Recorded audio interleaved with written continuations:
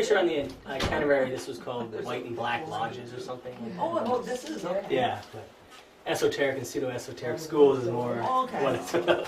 White and Okay. black lodges seems a little bit like more mystical or something. Yeah. This is actually more practical than that.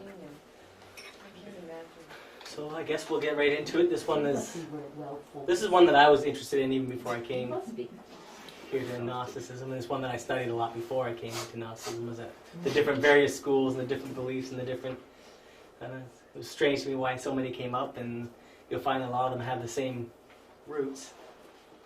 There's some schools that are considered to be true esoteric schools and some that are pseudo-esoteric, which doesn't always mean that they're bad or wrong, it just means that they're lacking in the full information. They have part of it maybe, and other parts they omit or they don't know, or they were just focused on one aspect of the work, so that's what they formed their school around. Such like this. So we'll start off with a quote. Many schools exist. All of them are necessary. All of them serve to help the human being. But it is good to warn that no theory can engender the internal bodies. We have never seen anyone born from any theory. We have not met yet the first human being who is born of theories. So all schools exist, there's many of them, and they're all necessary. They all have purpose, they all have a place. But the important thing to remember is that by reading books or studying with different schools or learning a vast amount of theories doesn't really bring you to know the inner worlds or the higher worlds or your higher bodies, because theories won't get us there. Practice is what gets us there. Direct experience gets us there. Although it serves a purpose to read about it. It serves a purpose to study different systems. It's just not the be-all to end-all. This is another quote from Samael. We are not against any religion, school, sect, order, or lodge, because we know that all religious forms are manifestations of the great cosmic, universal, infinite religion, latent in every atom of the cosmos. We teach the synthesis of all religions, schools, orders, lodges, and beliefs. Our doctrine is the doctrine of the synthesis. So that's why he's saying we're open to all these different systems. That's why we study many systems. Nordic mythology, the Hebrew Kabbalistic systems. We know that a lot of systems are all based on the same principles. They all maybe have a different form around those principles, but nonetheless the same principles can be found in many different religions, schools, sects, whatever. Now we'll talk about theories. Many people who are seeking knowledge of the real path can be misled in many ways. Indeed, the Black Lodge uses and promotes a confusing amount of pseudo-spiritual ways in order to cause chaos and confusion and to lead people away from the true path. It's important to be able to distinguish between religious belief, esoteric knowledge, and pseudo-esoteric information. So there are so many paths out there that it can be confusing. Why is there so many paths? All of them say that they're the right path. How do you know which one's the right path? How do you know which one's not the right path? And it's a difficult thing to try and figure out. Basically what we say is you have to put some work in, you have to do some exercises, verify some things for yourself about any sect or belief or system, this one included, this one especially. So it says many people are seeking knowledge, but they can be misled in many ways, and the Black Lodge uses and promotes a confusing amount. That is true, there are forces that are working against us, but it's not always just the Black Lodge. Sometimes it's people who have reached a certain degree of their being, a certain level, and they, for lack of reaching the higher levels, believe that's all that there is. So someone might have become fairly well off at astral projection, and they think, astral projection, I can ascend to heaven. This is heaven. This is where heaven lies. And they can have a whole bunch of schools based, or teachings, or a school based around the idea that the astral plane is the superior plane, when in fact there are planes above it. But they might not know this. So it's not an intentional misleading of people, but this is why it's important to study and know for ourselves. How do we do that? It's important. First of all, it's important to be able to distinguish between religious belief, esoteric knowledge, and pseudo-esoteric information. Religious belief, we'll start with. When there is no longer an awakened master in the physical plane, or when the believers reject another master of the White Lodge, the living esoteric guidance is lost, and the esoteric knowledge eventually becomes a religion. So this is one statement where you say Jesus was around, just as Christianity, for example. He's teaching a certain thing. He has followers who are believing a certain thing. He dies many years later, 300 years later. It was from the Gnostic Gospels lecture. We see that Constantine forms a religion. Jesus was no longer around to guide it, so who knows if they were following what he actually taught or not. And then as time goes on and there's no real masters to lead them, it degenerates and degenerates until it's just religious belief. As time passes by, the esoteric meaning of the teachings hidden in the symbols becomes obscure and lost. Through time, the level of consciousness of humanity gradually drops as the ego strengthens and as the teachings themselves become obscured. Sometimes the society in which they were given has disappeared, and it is normal for the organization to split into different religious factions and groups once there is no master to guide it. This can be seen pretty much in every order, in every religion, in every school, in every sect. As soon as the person who was leading that group is gone, the sect usually ends up splitting, like Christianity split into numerous sects. Muslims. Pardon? The Muslims too. The Muslims, exactly. They split into even more esoteric schools, the Theosophical Society, for example. I don't know. It doesn't matter if you're familiar with it or not. They had a leader named Blavatsky. She died, and then it split into different people who said, well, this is what she would have wanted us to do. And then another person said, no, that's wrong. This is what they want. And then they split. So it happens in every group, happens in every order. It's just, I guess it's part of the process because it repeats in every system. It seems to. Time passes by, the esoteric meaning of the teaching, which is hidden in the symbol, can become lost.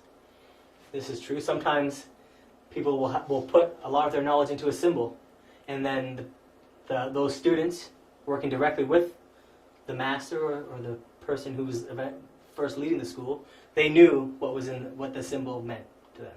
They were taught by him. As it gets further and further away by him, or as the students become more and more strengthened in their ego, and they start to lose what that real meaning of those symbols were. Freemasonry, I think, is a great example of that, where there's so many ancient symbols in the organization and no what seems to be real coherent understanding of why they're there or what they actually mean, this kind of thing. And this last point is, I like this one too, that sometimes the society in which these teachings were given has disappeared or no longer exists. This is sometimes why it's hard for like us in the West to totally grasp a teaching that originated in the East is very difficult for us. I mean, we can work hard and we can intellectually understand it, but it was made in a time and for people who were more geared to that teaching. So it becomes a little more difficult for us to understand it, simply because we're not from that culture. We don't have that background. We haven't had that lineage of understanding or that culture. And maybe they're at a stage of development, another culture at another stage of development, where their ability to understand things is at a different level. So they can understand easily one system of learning, where us, it's confusing. Sometimes the terminology is just confusing. But this is part of what eventually becomes religious belief. So all religions conserve the eternal values. All religions are necessary, and all religions fulfill their mission in life. It's the same. We're not saying anything negative about religions. They all serve a purpose. In fact, if people weren't religious, we would be even, in some cases, you say we'd be worse off than we are now. Because at least these, at some level, all religions have the esoteric teachings. They're just more veiled, and people start to take them literally. But if someone had a different or higher level of being, and they were placed in a Christian organization, say, or a Muslim, they could, through their just because of their own level they were at internally, they could understand the deeper messages without it being explained to them. But for the mass of people, this is probably something very difficult to do. Every religion is born, grows, develops, multiplies into many sects, and dies. And this is something we can verify for ourselves pretty easily by any kind of comparative religion study or anything like that. But the religious principles never die. The religious forms can never die, but the eternal values are redressed with new forms. So this is also an interesting thing. all these wars over religion. But if you went down to the principles of all the religions, they're all basically built around the same truths, teach the same principles. They even pretty much all have the same, we'll say solar hero, the same person who represents the Christ force. You have Buddha, obviously you have Jesus, Muhammad. They all have their own teacher who came, gave the message, struggled, was persecuted, died, ascended to heaven. All religions pretty much teach about a higher planes of heavens and lower planes of hells. And so really the only thing that, I guess, in our society makes it possible for people to have war on religious grounds would be an ignorance towards other religions. Because if you studied other religions, you would say, oh, they're basically telling us the same thing. Right? Or if the leaders of these religions now, they become like everyone, they develop the ego, it becomes much stronger, and they start taking things literally, and then they start purposely misleading other people for political gain, power, money, whatever. The Vatican, as an example. There's a lot of radical Muslims who are trying to mislead their people and misrepresenting them by trying to say that the jihad is a war against the infidels, people who aren't Muslims, when in reality, if you read the book, it's more of an eternal war. They're talking about a jihad as a holy war. What's the holy war? It's the war on yourself, the war on the ego. The same as Jesus talking about how to deliver yourself from sin. The messages are always the same, the teachings are the same. Even the people giving the teachings are very similar. So, that's my little spiel. So, religious belief. In belief, one accepts what one has not directly experienced. So that's what we're defining as belief.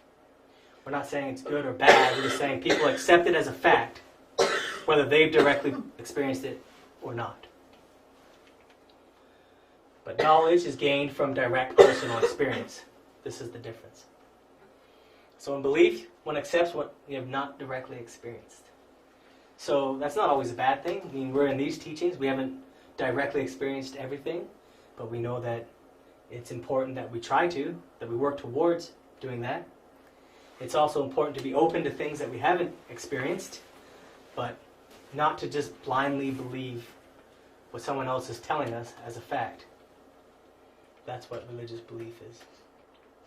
So I put this picture here because this is a pretty good example. It doesn't matter if you've experienced astral projection or not, but if you, for example, someone who's experienced astral projection, they would have what's called faith in astral projection. No longer is it a belief. It's moved on to faith. What is faith? That means inside of them, internally, they know that this is real and it exists, and there's nothing that anyone else could say to them to say, listen, I've read a lot of books on it. This is some kind of weird thing that the brain happens when you're falling asleep. You could say, okay, yeah, but inside you would know because you have faith. The belief says, well, I believe astral projection is true. It makes sense that it is. I believe it. But until you directly experience it, this is how you develop faith. So faith and belief aren't they're not the same. Faith is higher. Faith is no matter what anyone says about you, you'll know astral projection is real because I experienced it, or whatever. You can use any example. Something that you know for a fact, that other people might not believe. Because you have the knowledge. Right, you have the direct knowledge. That's right. You've had that experience, So and you can say, knowledge. So, right? Yeah, you know it. Someone could say, I don't believe Russia exists, or something like this. And you're like, no, I've been there. I know it exists. Yeah. Sorry, this is an example. Or, No puns intended. You ladies are from Russia, I take it. This is an example. Yes. I think something that's also important to touch on is the fact that even faith can be created by our egos. In many cases, when people start to explore astral projection and get results, they'll be looking for something or expecting something, and in turn, because their mind has or their egos have the ability to create in the astral plane, they actually see what they're expecting to, and then form faiths based on it. And that's where a lot of the pseudo esoteric schools come from. This is possible, but usually when we say faith, it's the knowledge of something that we've experienced directly, usually in the absence of the ego, but yeah, I understand. It's something, I don't know if I mentioned before also that talking about these beliefs and experiences and everything, one time a disciple asked the master, Master, do you believe in God? And he said, no, I don't, because I know it. So religion, belief and direct experience are two opposite things. Yeah, exactly. Because the master has already experienced God, he had already united with God, so it's a different, Yep. it's not a belief, what we Right. call belief, it's Yeah. just direct experience. Yeah, That's right. he knows. He knows exactly. He doesn't believe, he just knows. Even when you say something, and we all know this, when you say, I believe in this, when you say even use the word believe, it also has a connotation that says, I believe this is true. That means, I think that's true, but I also accept the possibility that it's not. Yeah. That's why we use that word belief. So that just lets you know the word belief means no direct personal experience, that you don't know. You don't know, but this is what your idea may be. So faith would be higher than that. Direct experience is higher than that. Now we'll talk about esoteric knowledge.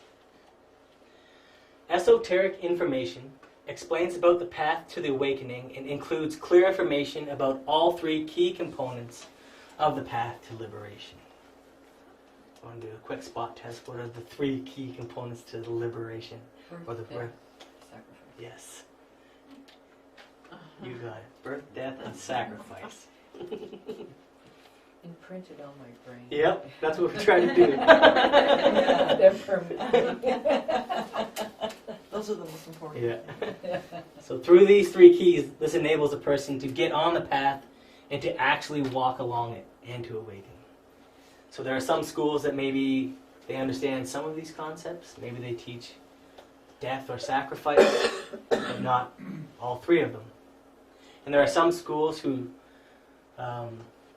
they know about these three keys, but they don't quite understand exactly how to practice them. Like as an example, me and my brother once we went to the Theosophical Society here in London. They're a really nice bunch of people, and they really study a lot of deep esoteric things. And while we were there, we got spot quizzed because she knew we were from the Gnostic organization. And she thought, so she was testing us, but she was nice about it, but we immediately realized that we were being put to the test. And she said, so in all these as a true organizations, they teach three things. They ever teach, the Sam Master Samael teach three things? Yep. What is birth, death, and sacrifice. And she was pretty surprised that we had said that, because I guess in the Theosophical Society they know these are the three keys, but when we asked her about specifically about certain keys, the information there was lacking. So she didn't know the answer. Just that you have to work with birth, death, and sacrifice. Because the Theosophical Society is a good movement, I guess. I mean, I'm not saying you should go out and join it or anything. Master Samael says he studied there briefly when he was a young man. But it's very theoretical. It's almost entirely theoretical. It's reading out of books about higher planes and about astral bodies and about elementals, but there's no real, from what I could tell there and from what I could tell of the material, there was no real laid out practices of how to develop anything within yourself. Like a lot of these pseudo-esoteric groups, and they will say things like, all we have to do is realize that we were already divine, which is fine to say, but there's no just realize, okay, I'm just going to realize it. I don't know how to just realize something. It's like saying, just see it. There has to be more clear information given, more practices, advice on how this can be achieved, which are a lot of the practices we give here. The information also needs to be able to reach others. This is why esoteric organizations are formed. A true esoteric organization is founded by someone who has reached mastery and has sufficiently advanced along the path. then the esoteric work is alive and guidance can be given to the students. So that's pretty straightforward.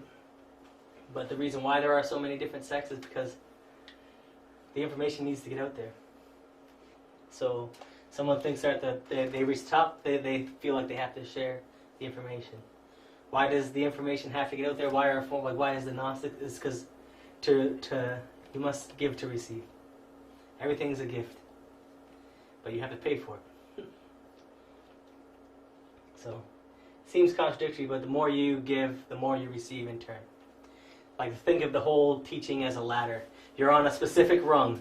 There are people above you. There are people below you. If you want to get to the next rung above, you have to help the person below you onto the rung that you're standing on. This is one of the cosmic laws. This is how spirituality works. They don't give anything for free. Pseudo-esoteric knowledge. There is an abundance of spiritual and esoteric information that is inaccurate or which lacks sufficient information to explain the path. This type of information is pseudo-esoteric, since true esotericism contains all the necessary information for final liberation. Many people claim that they are masters, that they have awakened, but very few have. It takes an enormous effort over many years to be in a position to explain about true esotericism. Huge tests and trials must have been undergone, and the relevant esoteric grade must have been earned. So, to form an esoteric school, it's pretty serious. And if the person who forms that school isn't internally at a certain level, then it would become like a pseudo-esoteric school because all the knowledge isn't there. And it's interesting that even in our everyday society, pseudo-esoteric information comes forward. It comes forward in many different forms, and you don't even realize that it's some kind of spiritual teaching or this is part of our society. There is one kind of craze that happened recently, and it was a book that became quite popular, and it was called The Secret. And it's a good book, and it teaches certain principles that are occult or esoteric. It teaches certain laws, but it omits other laws. It teaches the laws of attraction. This is a law. You can attract things through your thoughts and your actions. This is possible. But they omit talking about the ego, that if you feed your desires, that's maybe not the best thing for spiritual development. Because in the Secret, they could have gone the other way. They could have said you can better your life by gaining insight into who you are or why you're here, but they went the way of saying you can better your life by acquiring more cars or money or whatever. This is it's an occult or esoteric principle, the law of attraction. But there's also the law of the pendulum, that if you're pushing so far towards desire, you will also swing back into pain that far. So it's just an example of one system where, and the reason why I bring that one up specifically is I've read the book and I was watching the movies too before I got into this, so I'm familiar with it. Is that it's not ever really portrayed as spiritual teaching, as esoteric teaching or occult teaching, but in reality it is.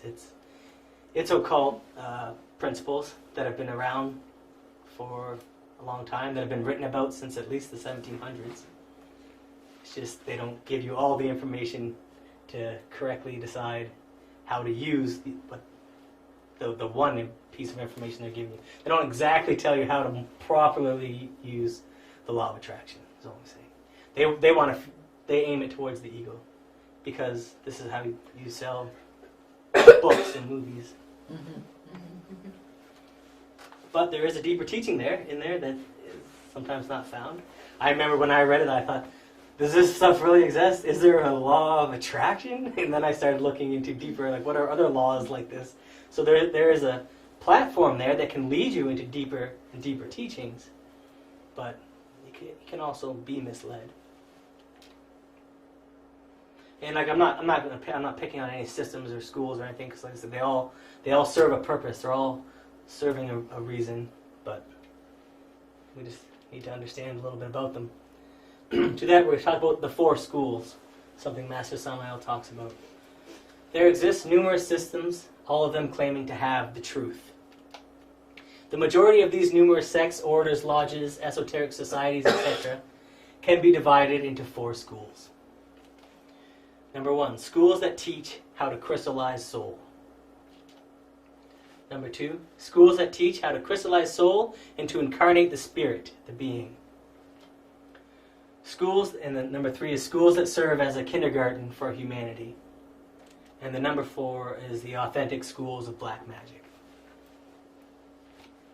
So, those are the 4 schools he talks about. Most of those schools all fall into this category, schools that serve as a kindergarten to humanity.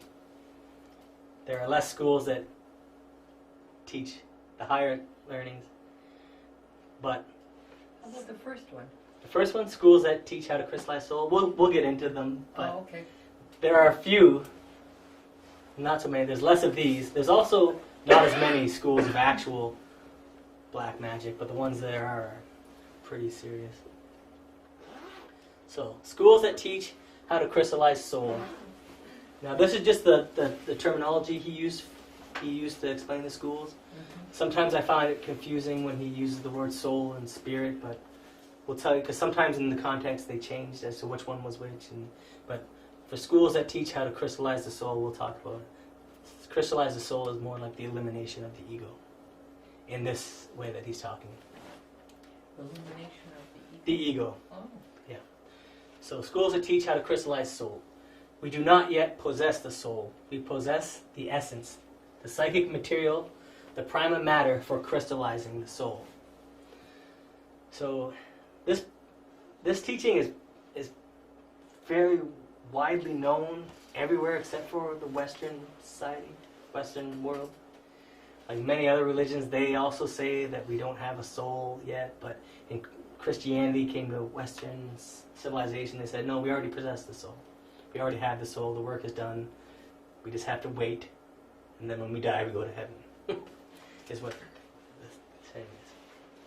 But it is necessary to awaken the consciousness, to awaken the essence, to strengthen it, to individualize it.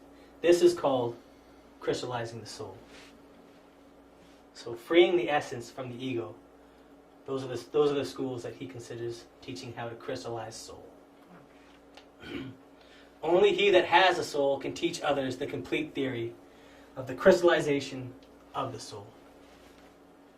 So, like as an example, Buddhism would be under one of these schools where they work to free the mind of desire and this kind of thing. So could be considered schools that teach how to crystallize soul. So we do not yet possess the soul. We possess the essence, the divine spark. This is the psychic material that the soul is later built from. So we possess a fraction, a piece of soul, from which the whole soul can be built. How do we start to do that? First, we have to awaken the essence by eliminating the ego. And there were schools that were formed directly around this idea of destroying the idea of yourself. And one school that was one of the more famous ones was taught by Gurdjieff, where it was pretty much all about figuring out who you are and how you operate and this kind of thing. So all schools that teach how to crystallize soul know that humanity has a pluralized I, the ego, that wastes psychic material in atomic explosions of anger, greed, lust, pride, laziness, gluttony, etc. As long as that pluralized I exists within us, we will lose the forces of the essence. So sometimes we see it as like a demon that's trapping our higher part, but it can also be seen as energetic force, like a psychic material. We're trying to cultivate it to use it for higher purposes. But when we have these explosions of anger or greed or lust that we characterize as the ego, it uses up that psychic material, and therefore making it harder for us to cultivate it, to accumulate it, etc. So it is necessary to dissolve the I if we really want to crystallize the soul. This is the basic idea behind those schools. You have to eliminate the ego, crystallize the essence, strengthen the essence. The instructor of a school for the crystallization of soul will work with sparks of essence, helping them in their growth, development, and progress. The disciple has to do the work because the instructor cannot do the work for the disciple. This is also what stands out from these schools, is they'll have a teacher. The teacher can work with the person, can tell the person maybe what they believe they should be doing, but ultimately the work falls on the disciple to crystallize their own soul, because it's not something that someone else can come and do for you. No one can really investigate your egos for you, and if they did, it would just feel like they were picking on you. So, every school of souls teaches the technique for the dissolution of the ego.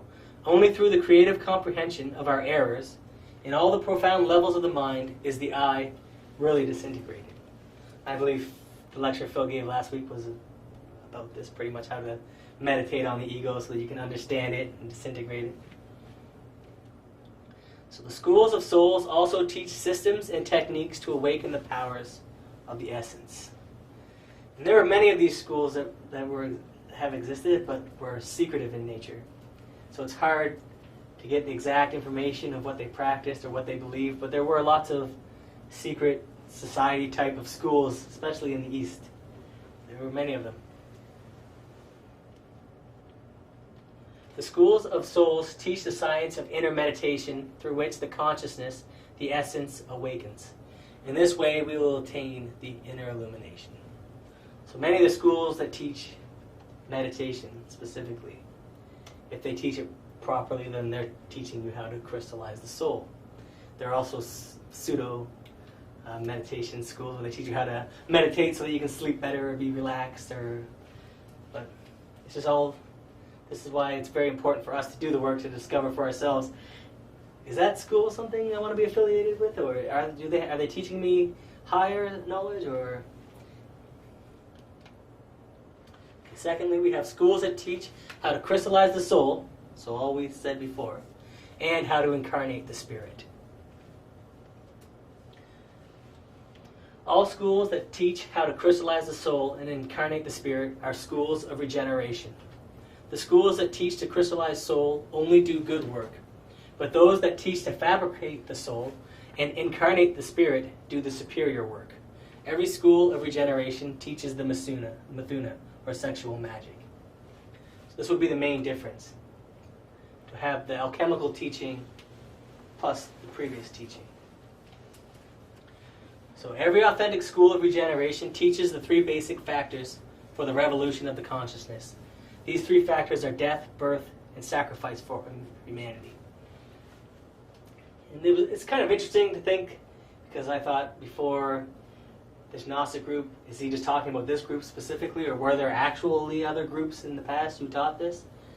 And you can find that there were not many, but there were groups who taught what's being taught here. Because what Samuel on War's mission was to unveil it so that everyone could have access to it. He didn't invent it. He didn't make up the teachings. He didn't make up the alchemical practice. It was in existence before. And it was in existence, there were secret societies who taught it. And I believe there are some still today that teach it, but it's more like on, you reach a certain grade, they teach a certain teaching. You reach another grade, Masonry isn't one of them, but I think there are some. In fact, some of them, there was one that Samuel on War himself mentions, and it was a Rosicrucian group in I believe it was Mexico or Colombia. It was called the FRA. It was run by Kroom Heller. This is where he first was exposed to the idea of alchemy. Only in that Rosicrucian group, it's the same teaching, but it's taught under the name. It's taught under different names. So, and it has appeared throughout history as different names. In that group, it's called the Coitus Reservatus. Same exact idea. So the pluralized I has to die in order to crystallize the soul, which is the essence. We have to work with the sexual energy, transmitting it through sexual alchemy, in order to create the superior or higher bodies and attain the second birth, which is what he says is the incarnation of the spirit. So only with the birth of the being within ourselves do we have true reality. In the world there exist thousands of schools that promise wonders, but only the schools of authentic regeneration can produce authentic masters. The schools of regeneration produce true masters of the White Lodge. The Gnostic movement is an authentic school of regeneration because of the fact that it teaches these three keys. A school that teaches the path of fornication is not a school of regeneration. A school that teaches to fortify the eye is not a school of regeneration. By your fruits you shall be known. So, if there are schools out there that teach fornication, even like our understanding of Karma Sutra or tantric practices has been, in the Western world, it has been tied up as, well, not to conserve the energies, but just to become master of sexual intercourse or something like this. So the deeper teaching has been lost, apparently. They just bring it over as that. It's funny, but it is true. So now we're talking about schools that serve as kindergarten for humanity. There are thousands of schools that serve as kindergarten for humanity. Those schools do not lead anyone to the intimate self-realization, but are useful because they teach the first elemental notions of occult wisdom. Amongst them we have the Theosophical Society, the pseudo-occultist schools, the pseudo-Rosicrucians, yogi centers, mentalists, pseudo-esoteric centers, etc. So they're useful because this is where people, maybe for the first time ever, get the first basic understanding of some of the higher principles, spiritual principles. Still very theoretical, though. All of those schools have a lot of good and bad, but are useful because through them we learn something about the superior worlds. So here we find hundreds of theories and authors that mutually fight each other. While some affirm that respiratory or breathing exercises are good, others say they are bad. Some may say that a determined thing is white, and others affirm to him that is black. You find a lot of opposing ideas, contradictory ideas in all these schools. Someone's saying, this is the way to do it. And another one says, nope, that's totally false. And they're both theories, so it's hard to know, hard to decipher who's right, who's wrong, which one do I pass? I don't know, I just read this book, and this guy said do this, but that guy said don't do that. It's very confusing. So kindergarten is always useful. The problem would be to stay in it all our life. The kindergarten cannot self-realize us. What the kindergarten can do is give us the elemental information, and that is all. So it serves a purpose, and it's a good purpose. There's a lot of information that has been kept intact through these different societies and sects and like Theosophical Society and Rosicrucian groups. But it's easy to be led astray there too because it's all theories. And then someone comes and they put their idea forth as to what that theory means, and someone else comes and says, nope, his idea was wrong. And this was one of the things that I was really frustrated with when I joined Masonry at first. I thought, all right, let's learn what Masonry is about. Nope, you can't find two authors who agree on what it is. So there are thousands of students that spend their entire life in kindergarten. There are thousands of students that move around from school to school. This is also something that happens frequently. I've done it too in the past, where I've gone from place to place to place trying to, I'm going to find something. It's out there. I know it's somewhere. Read the theory here, move to the next place. Read the theory there, next place, next place, next place. You're just reading, acquiring intellectual knowledge. There's no real ground. There's no center of gravity. There you can say, is it true? Is it not true? I'm just trusting this author. But if someone else says it, well, the opposite. Do I have to just trust them? So the problem with kindergarten, the negative aspect with these schools, is that they are full of people who are mistaken about the importance of the creative energies. People that say sex is something vulgar, dirty, materialistic. There is an abundance of infrasexuals in kindergarten. This is something that Samuel War has stated. And you can find it. There are a lot of groups. There are a lot of groups who believe in that you have to abstain from sex of any kind. That have some basic understanding that our higher principles may be created or may be connected to the creative energies, but they're not exactly sure of the deeper teaching of how to utilize it, so they abstain. Say, oh, no, you can't. This is a group that abstains from sexual intercourse. And it was interesting, too, because, like I said, when my brother and I went to the Theosophical Society and we were quizzed on the 3 factors, after that we asked, because we had read or heard that Blavatsky herself practiced alchemical work with her husbands. And this is why she was able to go as far as she did in her knowledge, but that she didn't actually move that teaching down into the Theosophical Society. So we asked her, kind of in a roundabout way because it's weird to talk about, we asked her if there was any sexual teaching or if there was any importance placed on sexuality in the Theosophical Society. And she said to us, no, and her idea was that sex is related with pain, was what she told us. So that was an example of someone who knew there was 3 factors but didn't know exactly what the teaching of those 3 factors were, or someone who are mistaken about the importance of the creative energies. That struck me because I can remember clearest in my life where that happened. So the Theosophical and the Pseudo-Rosicrucian schools have made the students believe that they already possess the 7 bodies. But that concept is false. What has happened is that the clairvoyants of those schools, because of lack of cosmic initiation, have given an information that is deficient. So the fanatics of yogism, pseudo-esotericism, and pseudo-occultism have not comprehended the necessity of creating the inner bodies. They believe that they already have them, and they are misinformed. So there are lots of groups who know about the 7 bodies. They call them by the same names. They understand them. They understand the different dimensions and different planes. But they are operating and teaching under the assumption that we possess them already.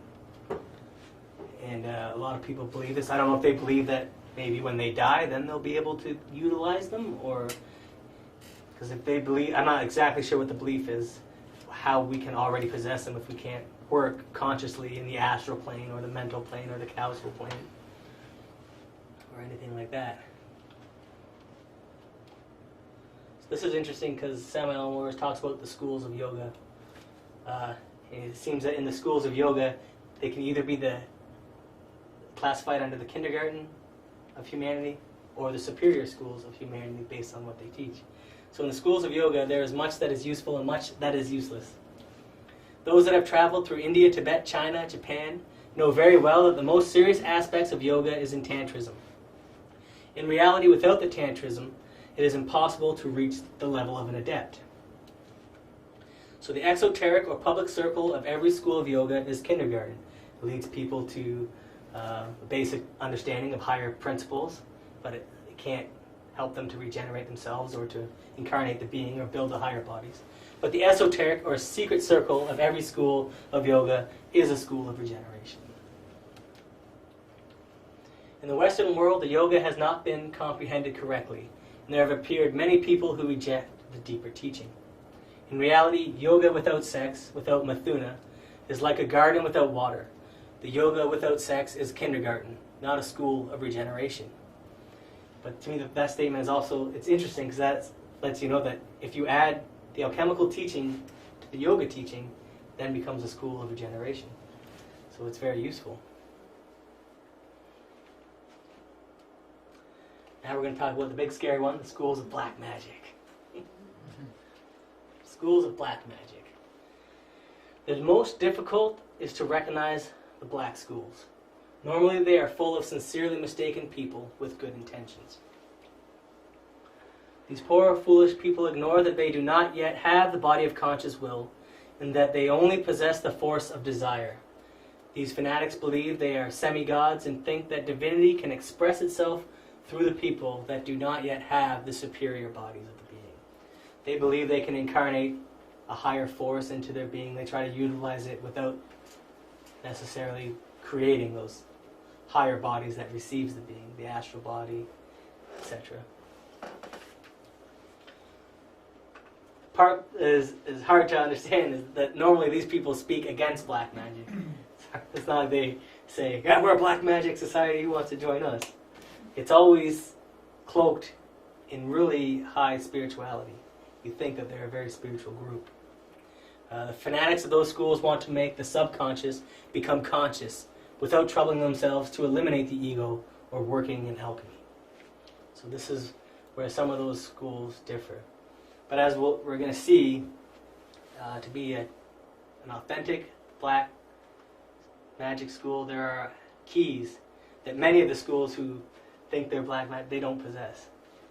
So, which is a good thing. So there's people who want to be Satanists or whatever, but they don't possess the actual keys. Just like, as we saw, to be an authentic school of regeneration, the school has to possess certain keys, a certain knowledge. So true schools of black magic possess a key to unlock powers for the use of the ego. So there's three kinds of tantrism that exist. There's white, black, and gray. The schools of white magic are based on white tantrism. Black magic is based on black tantrism. And the schools of gray tantrism are incoherent, vague, imprecise, but they lead the aspirant towards black tantrism. So this is the key. There's white tantrism, there's black tantrism. So even the keys in black lodge is still sexual. So a white adept works with the positive crystallization of the sexual energy. However, there also exists the negative crystallization. The adepts of the Black Lodge utilize black tantric rituals. These rituals fortify the ego, and they give the ego certain powers.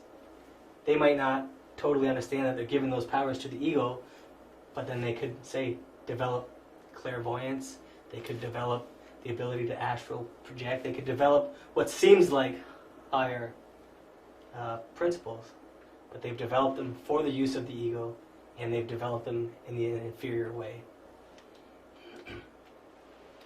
The schools of regeneration forbid the spilling of the ens seminis, this creative energy. The schools of black magic do not forbid the spilling of the creative energy, and even justify it with religious phrases and sentences. In the Western world, the schools of black tantrism hide themselves within the Christ and the Gospels. They speak ineffable things, bless and spill mystically the energy, and use black practices to strengthen the kunda buffer, to strengthen their connection with the infernal dimensions. Then the sexual energy crystallizes in the ego, strengthening and developing it with all its tenuous, submerged, diabolical powers. And it seems strange. It's like I've never heard of any groups that do this, but they exist. They're out there and they're operating today. And I know of some, but it's not anything that you would like to study too much. It's very strange.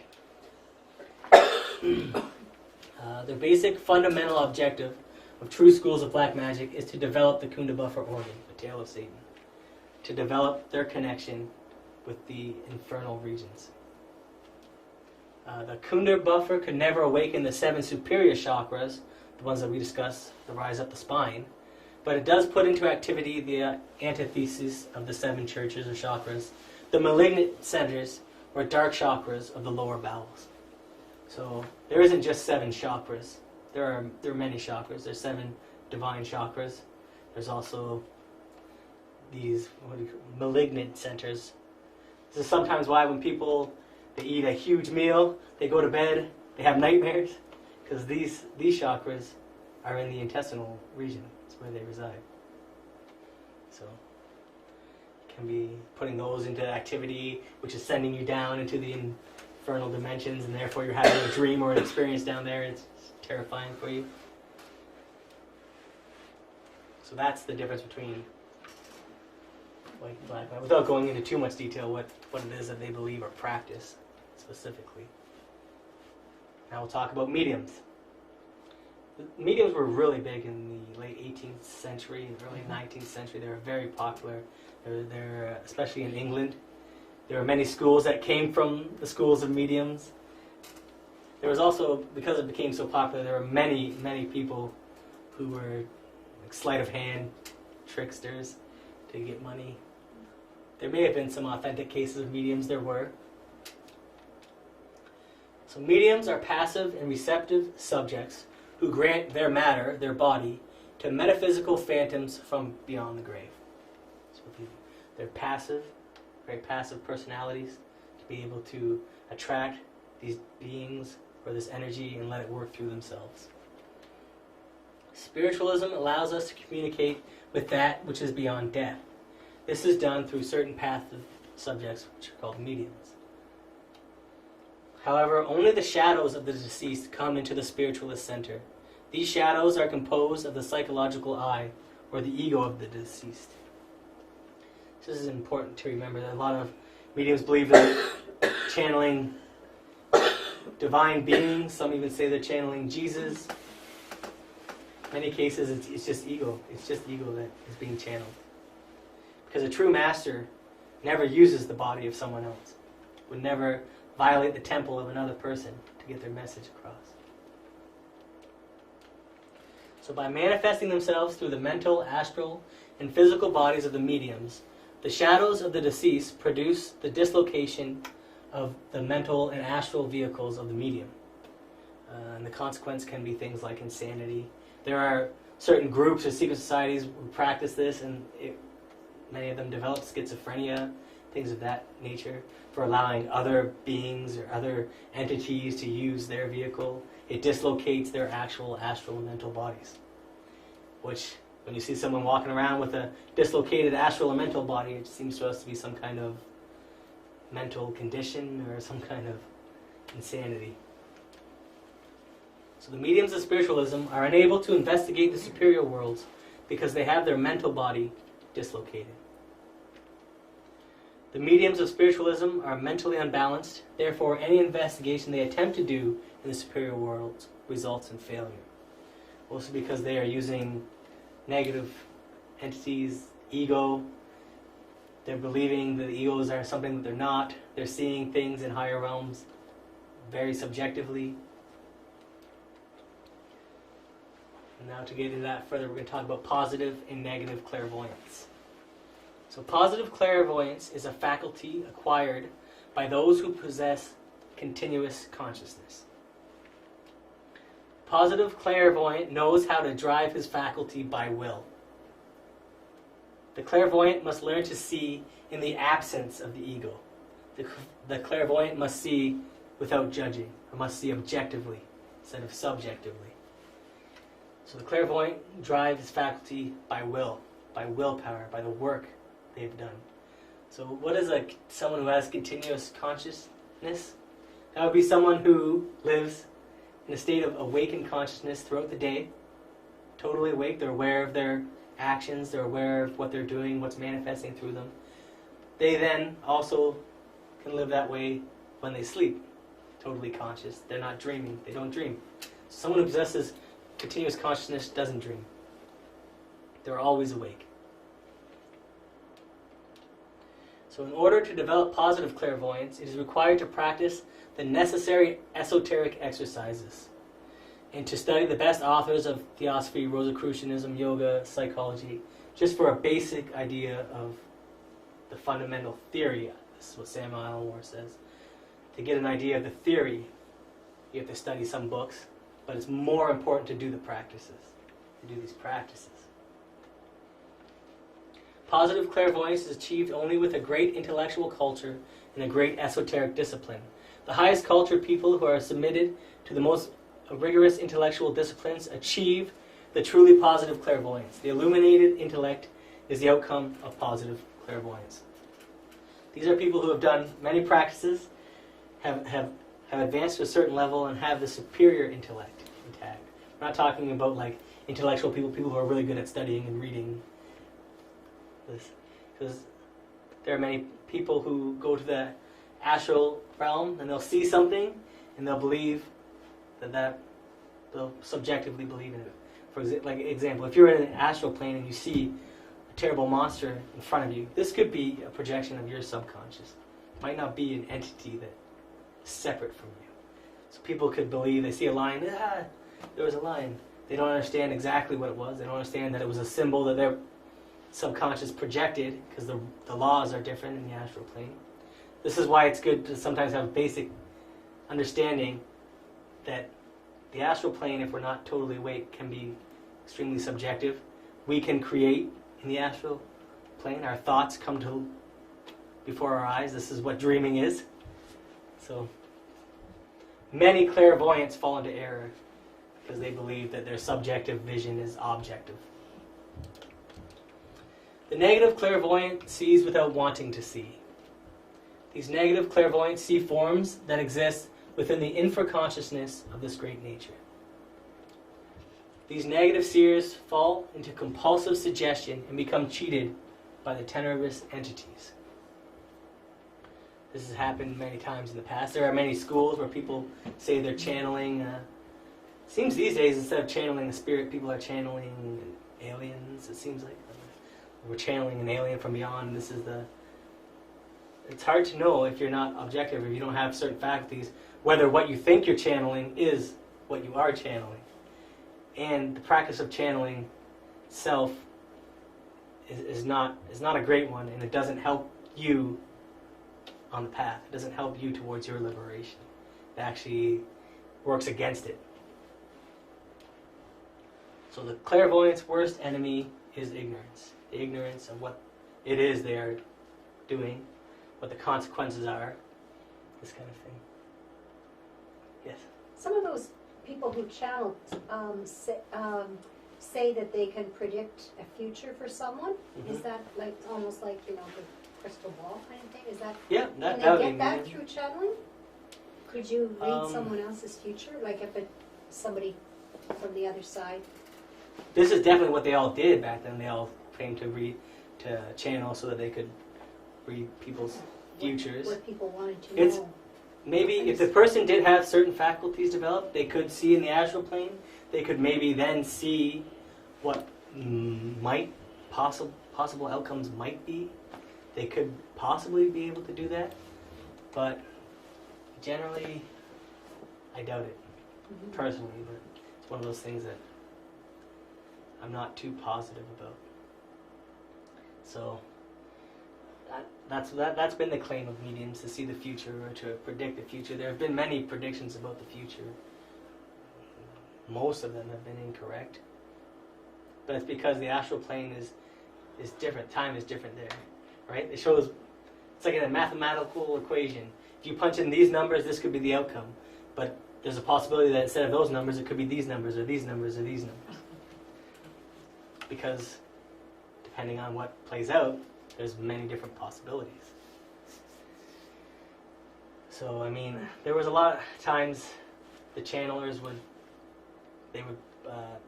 a lot of them were fraudulent. They would have tables that floated, but they were on strings and stuff like this. This was mostly in the 19th century when it became very popular. They would claim to have that ectoplasm coming from all their orifices. I'm not sure. It is more associated with a black practice because, first of all, those people who are truly spiritual, they usually don't charge a fee because this is against some of the more cosmic laws, some of the higher laws, where you're paying a debt by giving information, by helping people. You're not making a profit from it. That's the other thing. So we'll talk about something else called the Kalkian personality. And this is a personality that is very prevalent today in all the esoteric societies and people who are really interested in spiritualism, people who teach spiritualism. It's called the Kalkian personality. So subjective rationalism is the basis for the Kalkian personality. Subjective rationalism. That's where they're trying to rationalize all these higher spiritual ideas. They want to make it so that the intellect can understand it. The Kalkian personality is one who feels that he has completed the work because he has acquired a vast knowledge of intellectual theories. They never experience the truth directly, yet they speak about divine things as if they were experts. This is very prevalent in today's society. Many people will say, "Oh, I'm an expert on Buddhism," but they were never really a Buddhist. They just studied the culture and the books, and they have this pride about them because they feel that they understand the whole culture, even though they have no real direct experience with anything divine. The Kalkian personality is full of pedantries, like someone who thinks it's very important to be book smart and to study many books. It is bottled up in the dogma of evolution, misinformed about the internal constitution of the human being, which produces feeling of self-sufficiency. misinformed about the dogma of evolution. There is a great dogma in our society that people think they understand evolution. And that through evolution they believe that we will eventually reach perfection. That time will eventually bring us to perfection. That we may be born again and die, and then we'll be, if we just wait long enough, if we just live and die and be born again long enough, we will reach perfection. This is a misconception. Because that living and dying and being born again, living and dying and being born again, that's part of nature. That's a process of nature. That's how we serve nature. Nature's goal for us is not to leave nature, but to stay within nature, within the wheel of samsara, to keep coming back and coming back. Because our vibrations are utilized by the earth, by nature. So we serve two purposes. We receive cosmic vibrations, we change them internally, and we retransmit them to the earth. The earth is a living entity. That's our purpose for nature. That's nature's purpose for us. We have a higher purpose as well, to realize our higher being, to become spiritual, to understand these higher things. That is something that nature necessarily doesn't want for us, because nature's already using us like little batteries or power plants or whatever. So the characteristics of the Kalkian personalities are above all their self-sufficiency, their terrible pride, and their vanity based on theories. So this doesn't even have to relate to esoteric teachings. I mean, we put extreme importance on people who have letters behind their names. They have PhDs, or we think, oh, well, then he must know. He went to school for a long time about it. Maybe that's the case. I'm not saying it's bad that there are people who've gone to school for a long time, but for us to place all our faith in someone because of the amount of time they spent in a specific institution might not always be the best for us. So this type of personality from the pseudo-esoteric and pseudo-occultist schools has lost not only the sense of authentic devotion and true religiosity, but also that of veneration. So this school, or this personality, you can see they don't have that devotion. They don't have veneration for the higher beings, for the higher realms. They think they understand everything. They think that they're already. The Kalkian personality is based on the subjective reasoning, which is acquired by the five senses. Subjective reasoning can know nothing about what is real, the divine, about the mysteries of life and death, etc. It is ignorant of all that escapes the five deficient physical senses. There exists another type of reasoning that the Kalkian personality ignores. That is objective reasoning. So the Kalkian personality gets all their information from the five cylinders, the five senses. Knows nothing really beyond the five senses, but believes that they do. They exist. They ignore objective reasoning. Objective reasoning would be seeing things as they actually are, without the filter of the ego, without being identified with the ego. The data of the consciousness is the foundation of objective reasoning. So it is the consciousness that has objective reasoning. Through the liberation of the essence, through the elimination of the ego, then we start to develop objective reasoning. We can see the role we played in this specific situation more clearly, without having to justify ourselves, well, this is why I did it, or this is why I had to do it. No, we see it more like person A, person B. You can clearly see the part that you played in that scenario, without being so identified with making sure that you don't end up looking bad. Objective reasoning is the ability to see the truth without the distortion of the ego.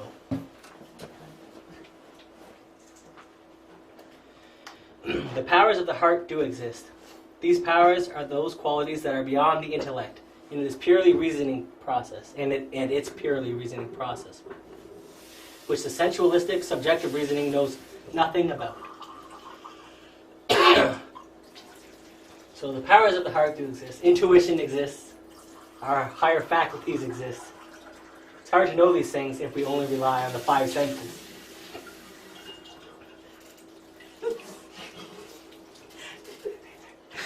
tricky. Can you make a little more noise? It's okay.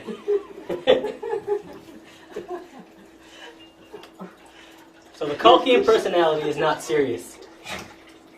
We have to be serious if we want the self-realization of the being.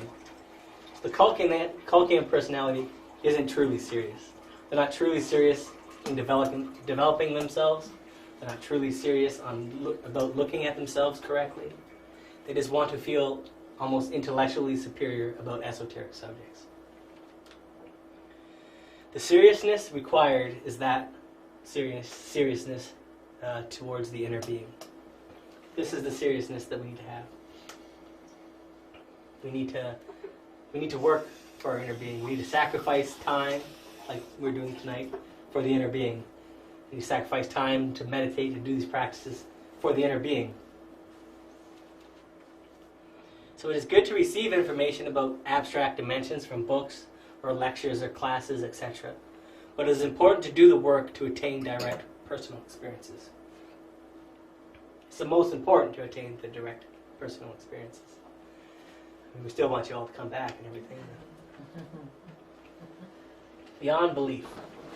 Whoever wishes to discover the true nature of reality needs to practice the right kind of exercises so that these teachings are not just simply beliefs. If you simply believe in the teachings, then these esoteric subjects become almost like a religion for you. People do become fanatical about these teachings. But unless you work on the practices to know them, to verify them, it becomes just like religious belief. But if you disbelieve, you close the possibility of investigation. That's kind of important. We're not telling you, don't believe us until you prove it for yourself. Saying we're giving you information. This information can be verified for you. If you do the practices, you will verify certain things. If you haven't verified certain things, remain open-minded about them, but work towards verifying them. Belief and faith are different things. Faith is confidence that is derived from direct experience and inner wisdom. It is important to root out beliefs and to question theories by using the practices to verify them with personal direct experiences. It is important, therefore, to practice the exercises and to experience these things, and what you have not experienced to keep an open mind about, as I said. So, having beliefs is important, but we also have to say, what are my beliefs? Can I verify them so that we can have faith in them instead of just simply being a belief?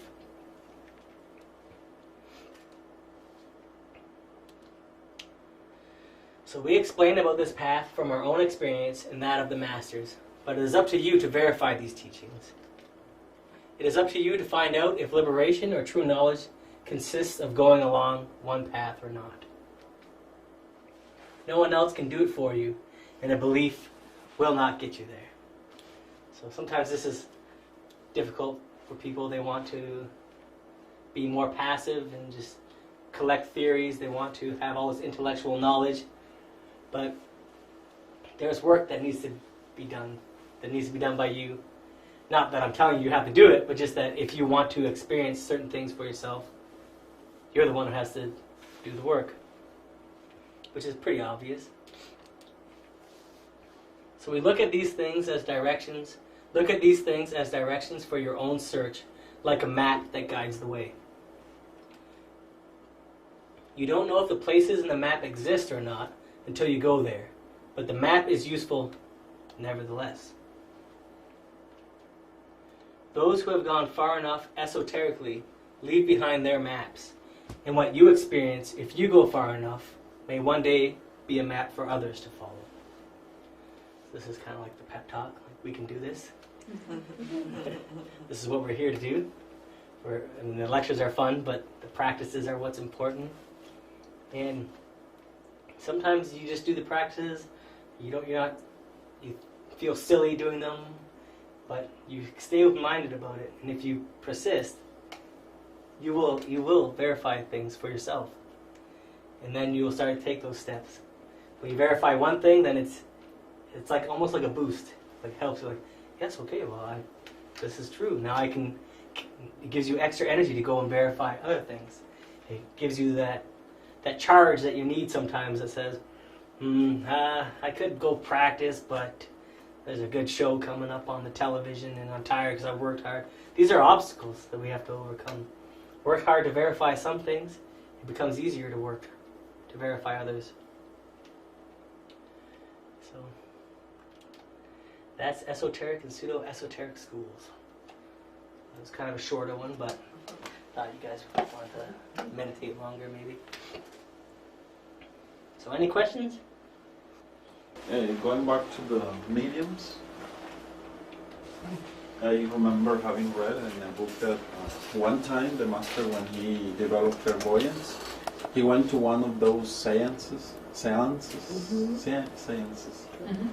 and then he could see that there was like a shadow coming to the medium.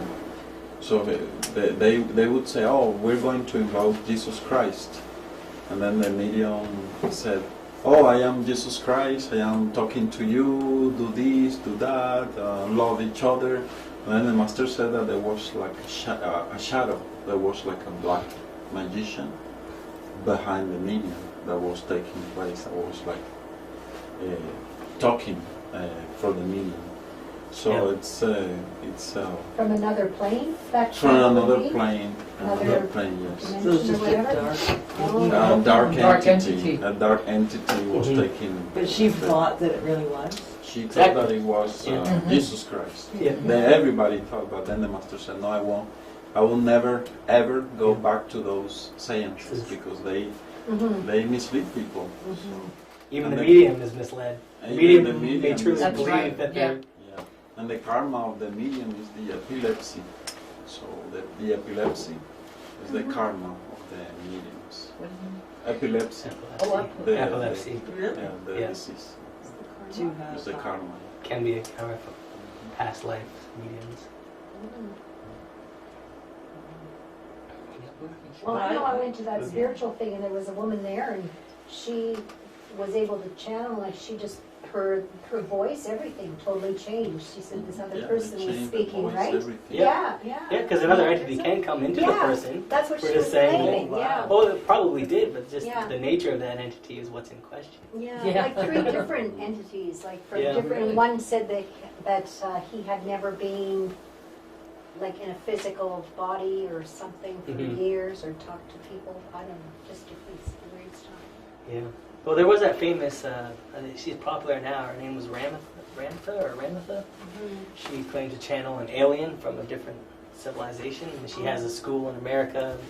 Many people come to her. She tells them things, but one of the things she tells people is we're already divine. You're already gods, which is kind of like, it sounds very nice, but it's not exactly. People like want to hear that. They want to hear Oh, yeah. that we're already fully Feeding developed. their egos, aren't Yeah. you? Well, that's just like. But it also telling everybody misleads you- people from the past. Yeah, all those people like for self-image and say, oh, you're all lovable. Yeah. Yeah. Yeah. And even I mean, I know there's like a lot of conspiracies out there, but there are major politicians and corporations that gather at specific events, and they might not know what they're part of, but what takes place before them is what they think is some kind of play, but it's really a black ritual. And a lot of politicians and major media people go there from the States. It was called Bohemian Grove. Presidents go there. They watch a ritual. They think it's a play. There's a big owl which represents like Moloch, like a demon. They have people dressed in cloaks. They carry torches and they carry an effigy of a small child and they burn it in front of this big owl. And then Oh my the people God. are clapping and laughing. They think they're part of some ridiculous Idiot. fraternity kind of play, but it's really a black ritual dedicated to dark forces. So And they this don't is know- how black lodges also operate. It doesn't matter if you know or if you're not 100% a consenting, willing participant. You can participate. They can gather your energy by if you're there, you're watching this. I You're was just So gonna that's what ask they that. do it for, to get The people's those energy. people's energy. yeah, or they can do it so Is that it- I mean the reason why they do it would be that whoever put it together knows some occult principles, and they know that if they do this with a large group of people in front, they will personally receive favors from these negative entities. And Would negative it do entities. anything to the audience? Would they be? Well, they themselves, they're watching it, they're participating, Yes. So they it's would get negative energy. yeah, Mhm. it's abstract. It's taking from them certain emotions because they're seeing these things and they're feeling certain things and their vibrations are changing.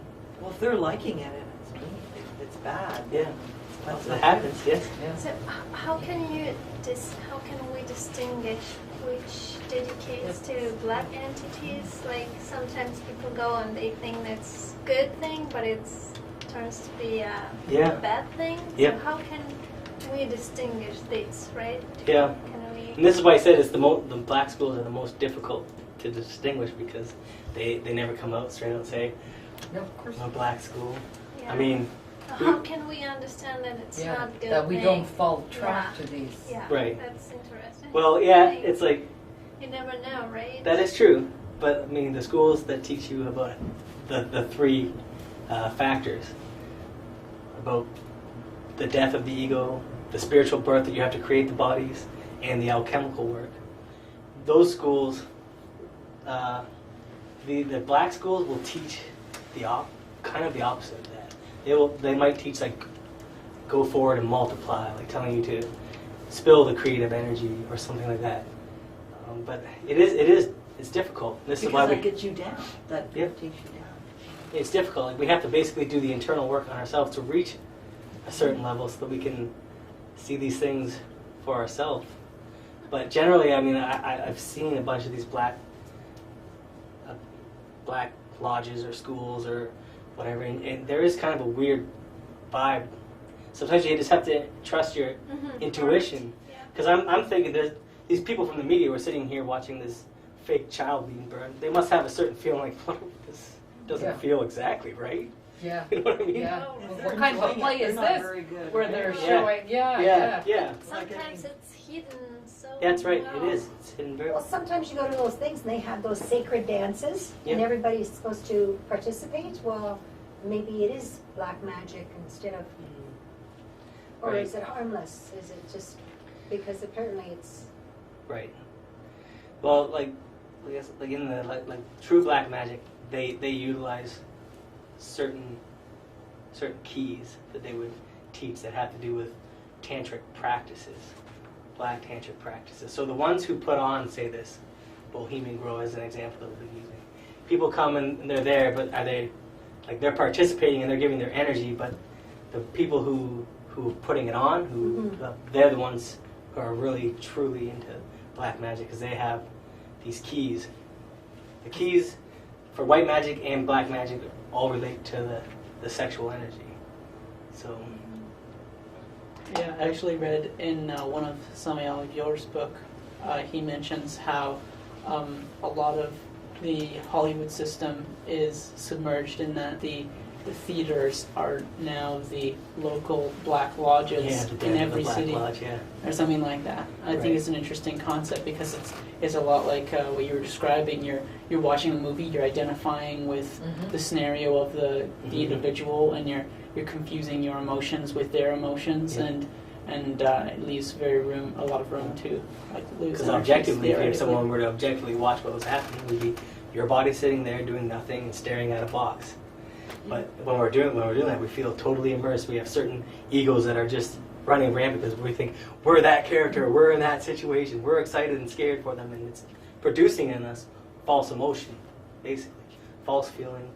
It's can fortify ego.